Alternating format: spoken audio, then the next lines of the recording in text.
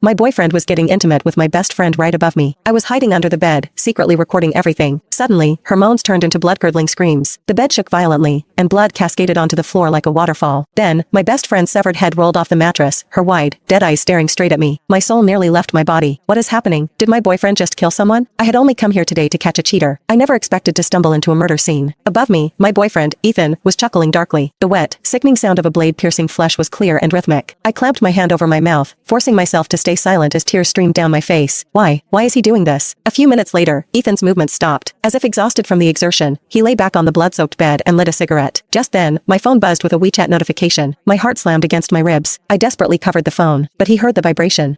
He made a questioning sound. The mattress creaked. He was lifting the covers, looking for the source of the noise. I almost sobbed out loud, fumbling frantically to switch my phone to silent mode. The second I hit the mute switch, Ethan called me. Buzz, buzz. The silent call screen lit up the darkness under the bed. He let it ring for a full minute. When I didn't answer, he hung up and sent a voice message. Babe, are you asleep? I have to work late tonight, so I won't be coming home. After sending it, I saw his feet slide into slippers and hit the floor. The floor was covered in Sarah's blood. Ethan walked through it, leaving a trail of bloody footprints. He seemed to be searching for something in the room. Suddenly, he coughed violently twice. I jolted, so tense I forgot to breathe. Sarah's bloody head was right in front of me, staring. Her severed neck was still oozing, her face frozen in a mask of shock and terror. Ethan walked around the room naked but didn't seem to find anything. He went to the kitchen, grabbed a cleaver, and returned to the bed. His large feet were inches from my face. Then, he began to dismantle the body, chop after chop, as casual as a butcher cutting meat. Accidentally, he kicked Sarah's head. The gory object rolled deeper under the bed, coming to rest cheek to cheek with me. I slammed my hands over my mouth, shaking uncontrollably. The metallic stench of blood was overpowering. I wanted to vomit. I don't know where I got the courage, but I reached out and pushed her head outward slightly. Just as Ethan stepped forward, he kicked the head like a soccer ball, sending it flying across the room. Ethan paused, stopping his work. Blood dripped steadily from the cleaver in his hand. I prayed silently in my heart. Don't look under the bed. Please, don't look under the bed. After a few seconds of hesitation, he walked over to retrieve the head. I let out a silent breath. I was safe for the moment. My brain raced, trying to find a way out. Sarah lived on the 10th floor. Jumping out the window was impossible. My only chance was to wait until Ethan finished disposing of the body and left. But could I last that long? Blood was spreading toward me. I wormed my body further back, trying to avoid the crimson pool inching toward my lips. Ethan chopped for a while longer. Suddenly, one of Sarah's hands fell to the floor. My heart nearly stopped. If he bent down to pick it up, he would definitely see me. Ethan paused, then slowly bent at the waist to grab the hand. I squeezed my eyes shut, choking back a scream, praying to any god that would listen. The next second, a knock pounded on the door. Ethan froze, holding that bent-over posture, motionless. Bang, bang, bang. The knocking continued, followed by a loud shout. I'm back. Open the door. I recognized the voice. It was Mike, Sarah's boyfriend. Ethan hesitated for a moment, coughed twice, then straightened up and walked toward the door. He put on some clean clothes, hid the cleaver behind his back, and stood by the entrance. My stomach twisted into knots. If Mike broke in and fought Ethan, maybe I could escape in the chaos. Thinking this, I scooted closer to the edge of the bed, ready to bolt. Ethan hesitated, then opened the door.